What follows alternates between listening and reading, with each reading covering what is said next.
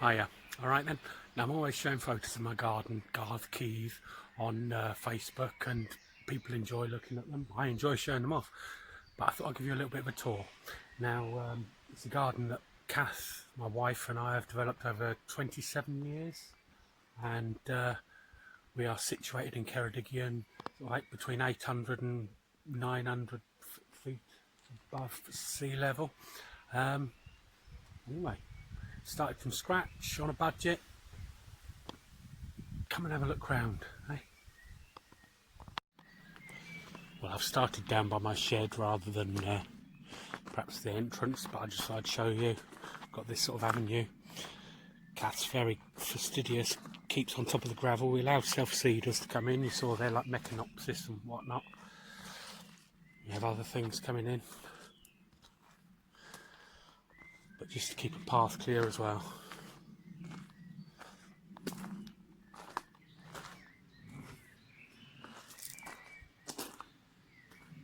We've got the side here.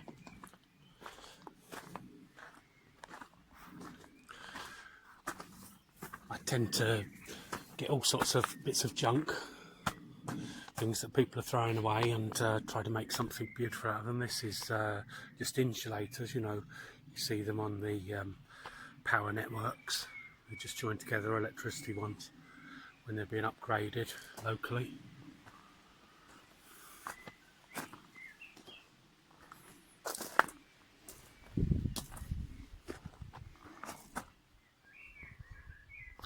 Some bottles cut into a tree stump. Makes a nice feature when the sun shines through it. Kath's been very carefully cutting things back on the edges here. Got Milium effusum aureum, the yellow grass there, that seeds around, that's quite useful. Bright and airy for earlier on in the year. Got Nectascorum sicilium here. Started with just a packet of seeds to begin with. You can see I've got it seeding all over now. Bees love it. They're not today because at last we've had a bit of rain. It's gone a bit cold. We've been real dry lately. They're sort of onion things, so the leaves have died off now. After they start flowering then. First of all, the spikes, it has spikes pointing up, like you can see there. Then they droop down, as you can see on the side, they're starting to droop down. And then as they go back into seed, they will go back upright again. So you can see they're in that process of going from being upright, going down, and then they'll go back up again in their various stages.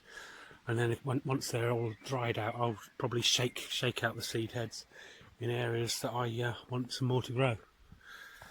We don't use any slug control or any pest control. Just look after things and let wildlife look after things for us. Lovely hosta here, looking good at the moment. Obviously eventually it'll get chewed, but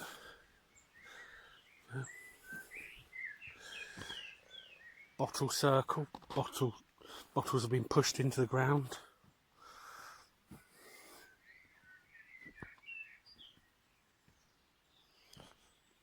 Primulas, we have a lot of those here. Candelabra Primulas, these ones are just going over, but they seed around.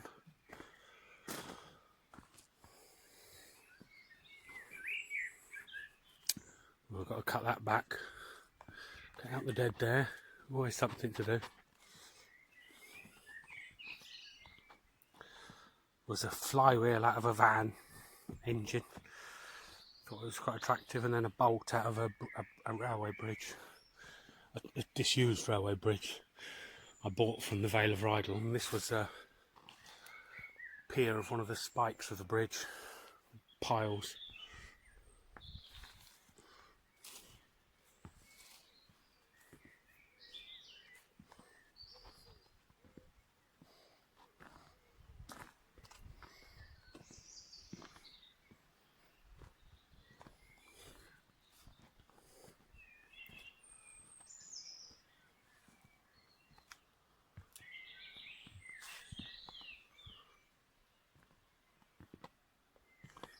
Well, this is Acer palmatum sangokaki. You can see well, I don't know how to pronounce it, do I?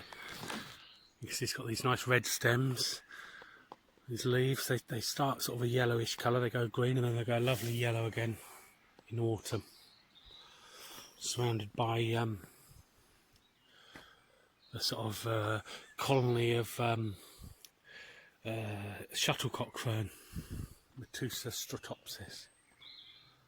The stream's all dried up. As I say, we've had a bit of a drought until now. It's rained today, but not a great deal.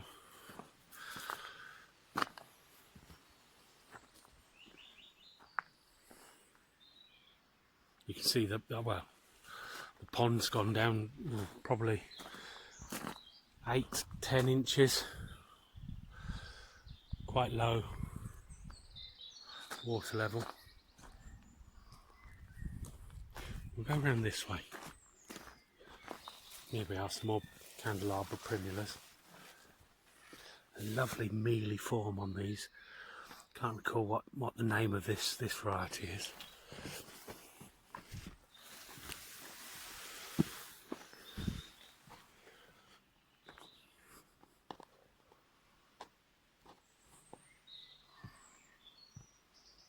We have an upper pond up here, which is normally spring fed and never dried up before, but it's dried up now. That feeds the lower one, so the problem is once you have droughts and things, underwater aquifers change their roots and you lose springs, they move. Got the skunk cabbage here, and this is royal fern. It's a nice variety with a very purple stem, but look how, I don't know, it's almost 6 foot tall. Like, I'm 6 foot tall, and it's enormous, isn't it? Look at the lovely stems as well. Slightly purple variety, this purple stems.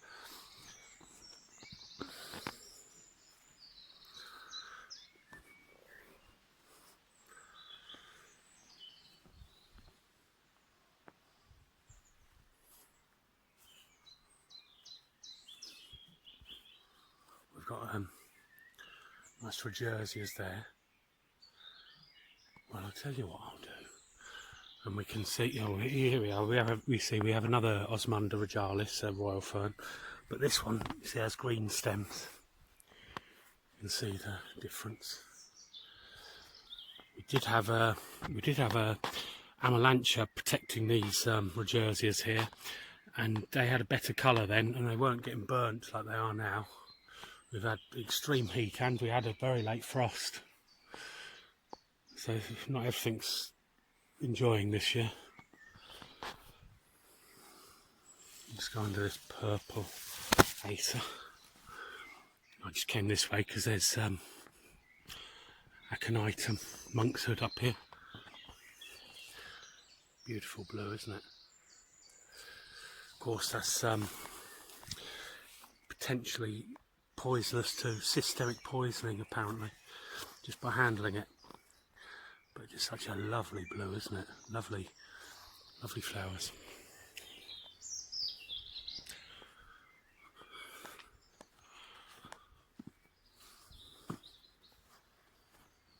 Now, so I'll give you a bearing.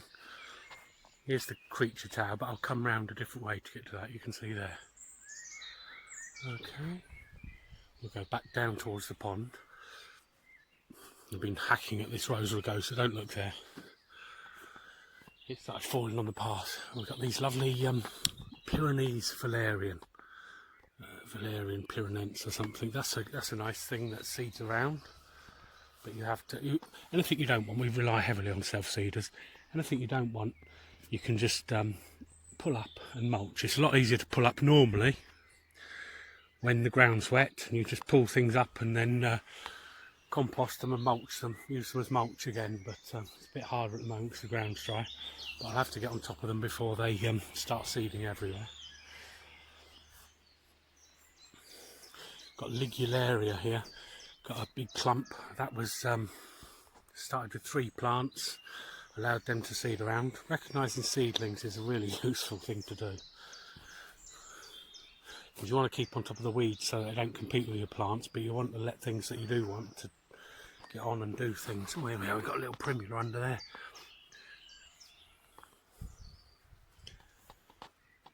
cow parsley. Again, start pulling those out now. Try to just keep the purple ones, but I do enjoy the flowers of all of them.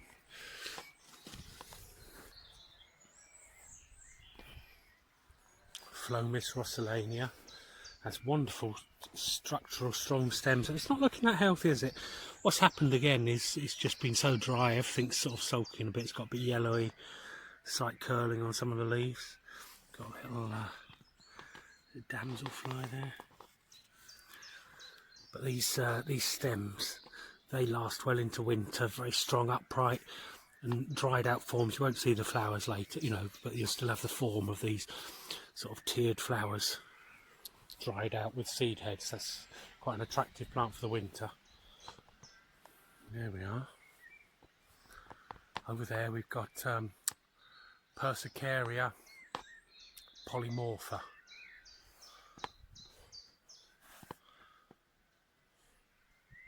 Oh, here's another nice one. Macalea, quite a nice leaf. That should get quite a plume poppy, that should get about 6 foot tall.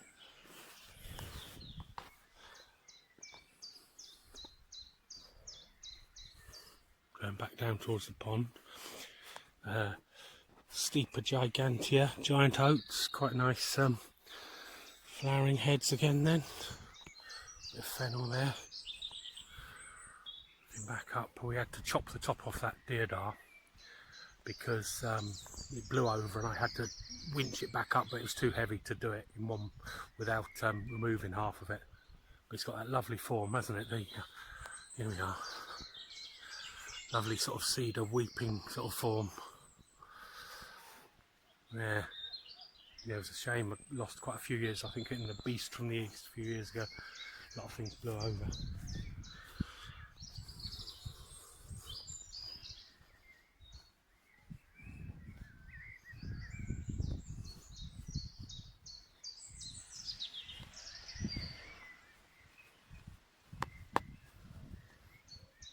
Nice irises down here.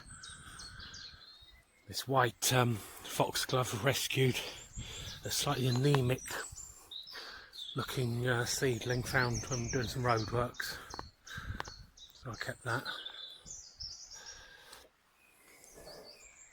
More Candelabra Primulas down here. They're just going over now really, aren't they? Like the edging here. Tracks, rubber tracks. There we go. Oh, Rhododendron Hookeranium.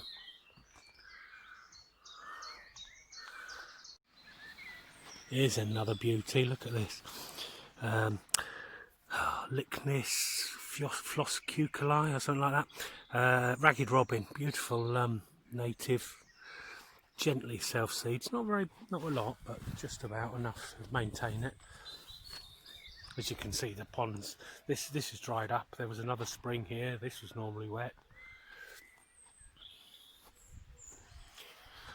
Let's make our way back up a different route.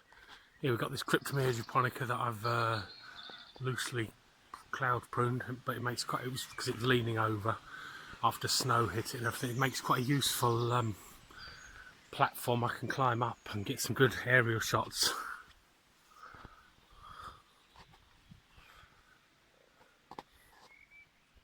Well, there we are, Rhododendron Macabinum, I believe. Lovely big leaves. You can see where it did have flowers, but a bit late now, we're in June. Inchianthus campanulatus, just going over now, hardly any flowers. It was absolutely covered. Back of a Parotia persica, the Persian ironwood, lovely, takes on some lovely colours and it has a nice form as well. Weepy form.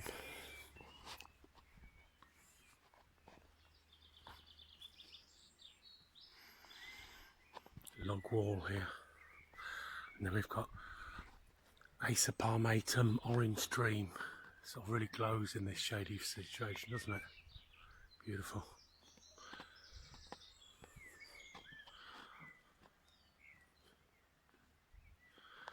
And then up these steps there. I'll tell you what, we'll go around this way. We'll come up to the... There we go.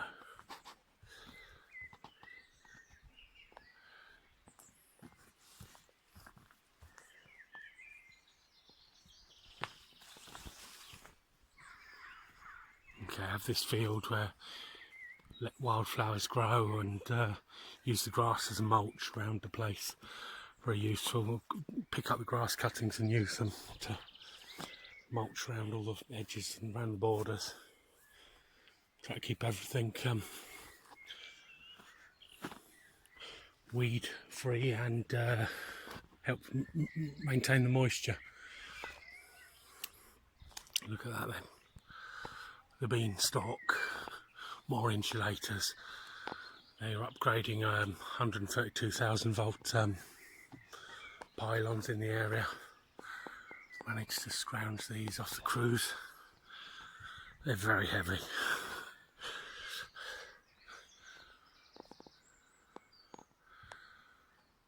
And here's some beds that will it's just starting to come on now, and they will do a bit more as they go on into autumn. Then there's miscanthus and various autumn flowering things in there.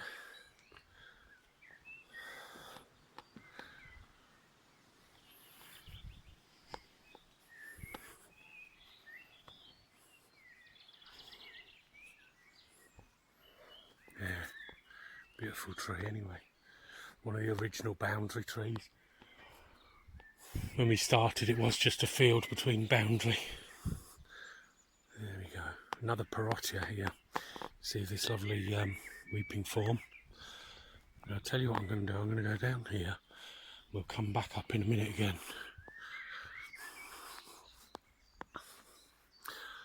Sequoia. My mum grew that from seed. It's probably about 20 years old, but it's got a lovely spongy bark and it's starting to put on some real size now.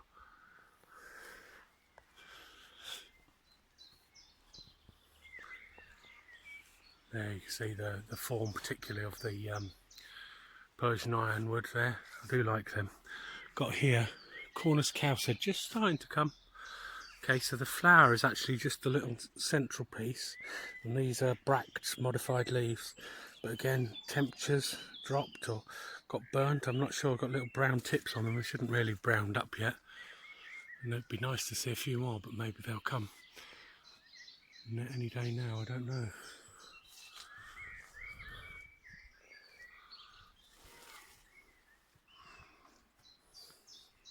Oh, this is what we get quite a lot of now at this time of year, is with evergreen things. They put on their new leaves, so they start shedding. You think you're finished clearing up the leaves, and then, of course, we've got an arbutus here, a strawberry tree, it's evergreen, but now it's starting to produce its new leaves, so it's pushing off the old ones. So throwing those down, I'll clean up those up again.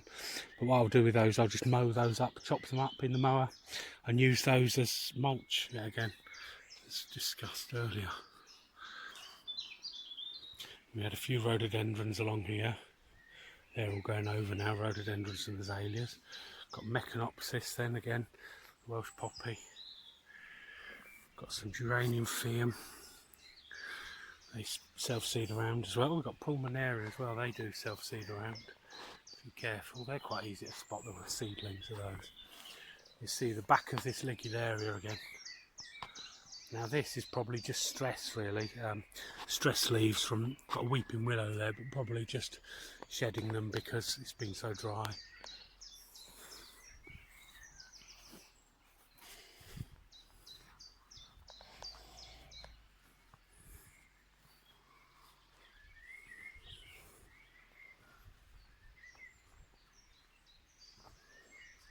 So okay, we're back at the log wall. We've got that lovely Acer there. Looking back down, got these steps. This is more an earlier border. You see rhododendrons and things along here. Bluebells, but they're all over now. Azalea.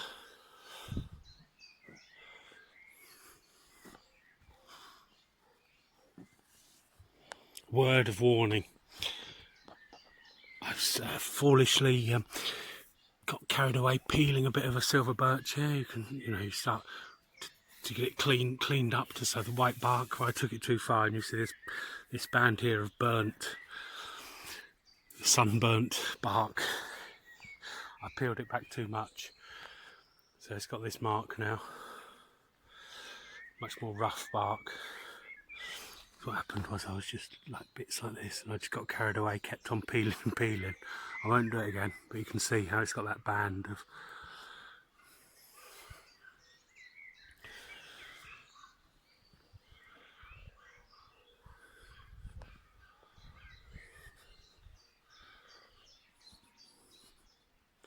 Here we are back at the top. Very thin soil up here. You can see how it's browned off.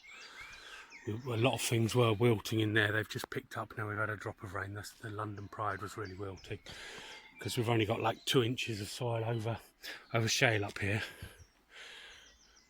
Down the bottom we've got soil over clay, and you can dig a hole and you get grey clay, and then water's held normally.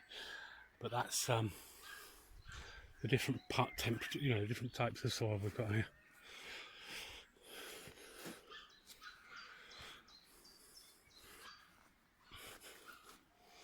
Let's go down here.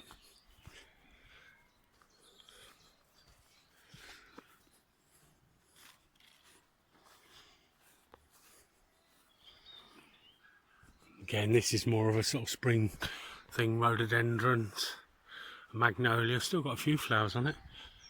Pieris.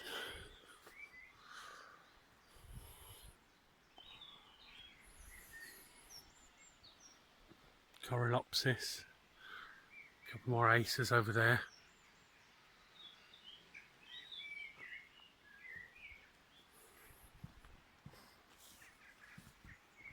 I love this as well.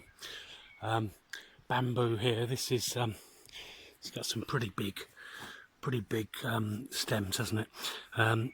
Philistasis nigra henonaris. You see, the normal nigra just has black stems. This one has green stems with sort of black blotching on, but it's the size that I like. This, they're enormous. You know, much bigger, healthy stems.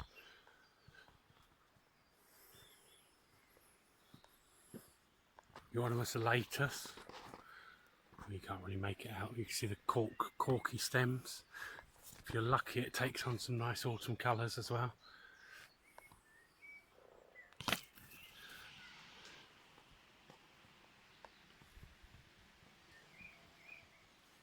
Dryopteris walliciana. Nice fern with very dark, hairy centre stems. Nice. And the creature tower. I'll come back from a distance. There. Dry stacked rubble. Concrete rubble, so you can see here. Now, try to be careful because I know there's a nest in here somewhere. That's what I got at Creature Tower, but you can see it's lumps of concrete just stacked up, dry, and bound together with wire, and then an ivy's grown over it. There we go.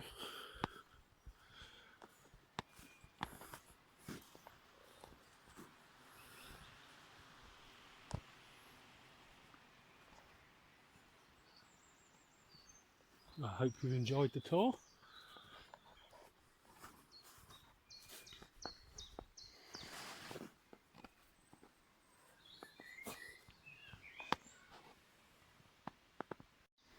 Well, thank you very much for joining me. I hope you've enjoyed the tour, and I hope you enjoy seeing photos still of the garden and everything, and maybe I'll do another tour later in the year. Thanks very much. Bye.